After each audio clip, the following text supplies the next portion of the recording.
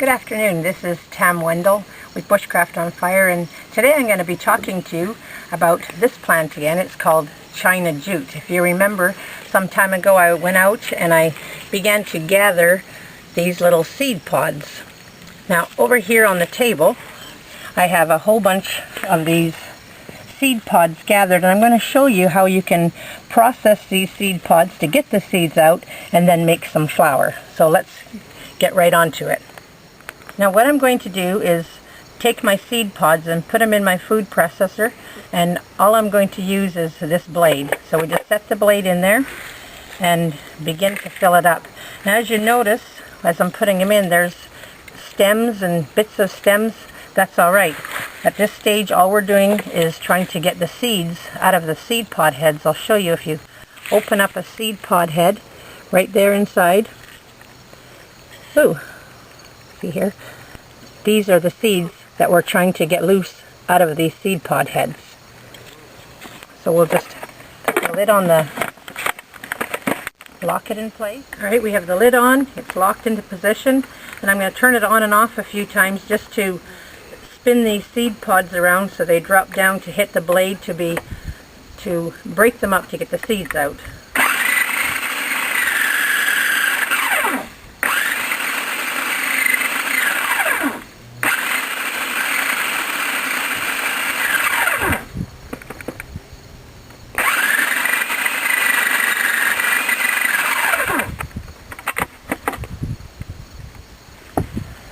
Now if you look inside, most of the seed pods are broken up, and the ones that aren't broken up don't have any seeds falling out.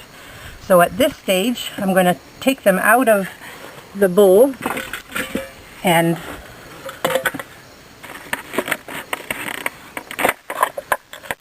I'm going to pour them onto this colander.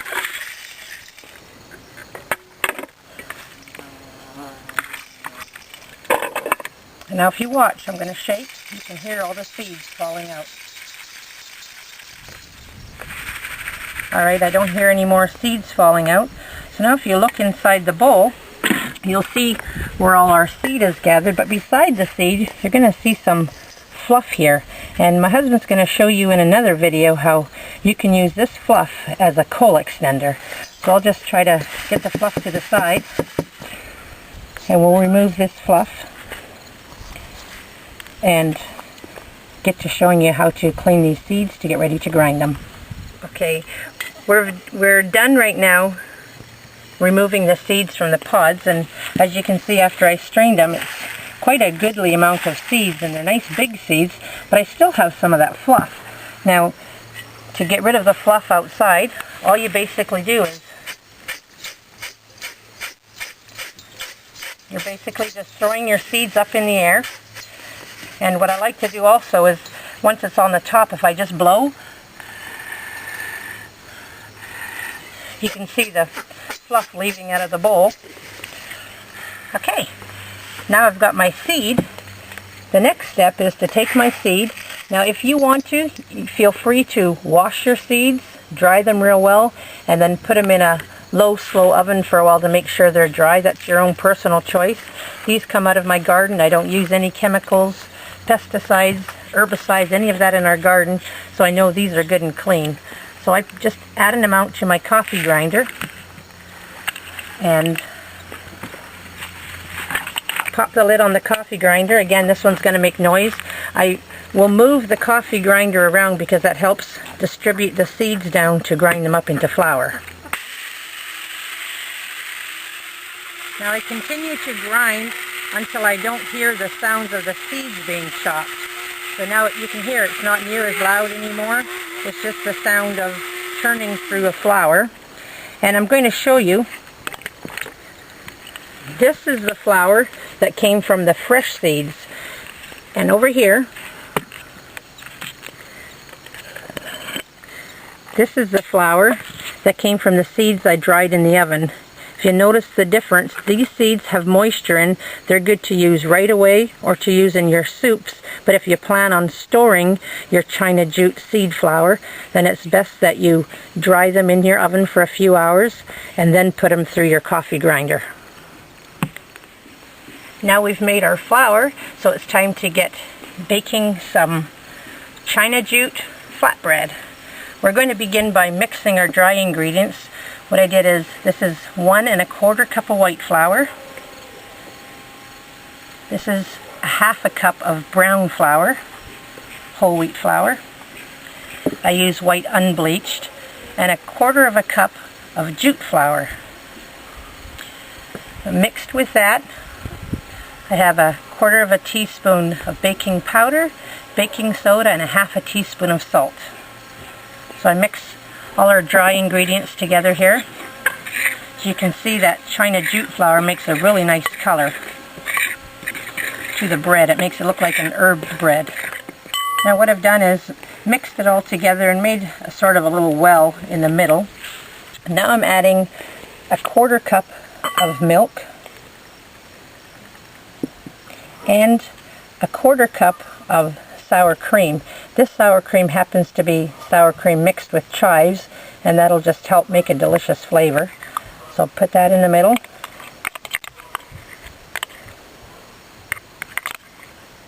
And lastly, 2 tablespoons of olive oil.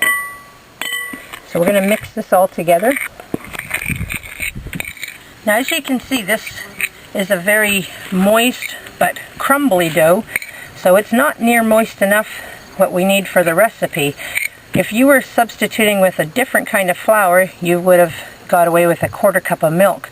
But the China Jute flour is a coarser flour, so it requires a little more liquid, so we're adding another 1/4 cup of milk. Alright, now I'm at a stage where I'm just kneading the dough together.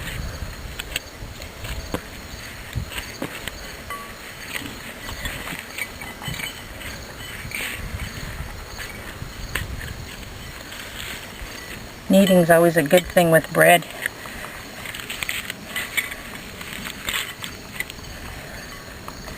Now you can tell it's not sticking to my hands at all. So this is the consistency we want it. Now this amount of dough you break into 4 pieces, and you'll roll out each separate piece into a flatbread. I've divided the dough into 4 balls, and we're going to just take a ball, use a rolling pin on it. You can see the dough is nice and elasticy, it rolls real well. And you can also see this will make a nice size flatbread.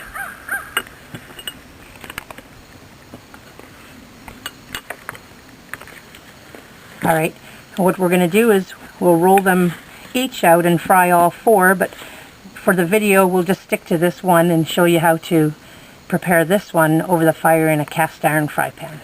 I'm going to take my bread that somebody reshaped and set it in here.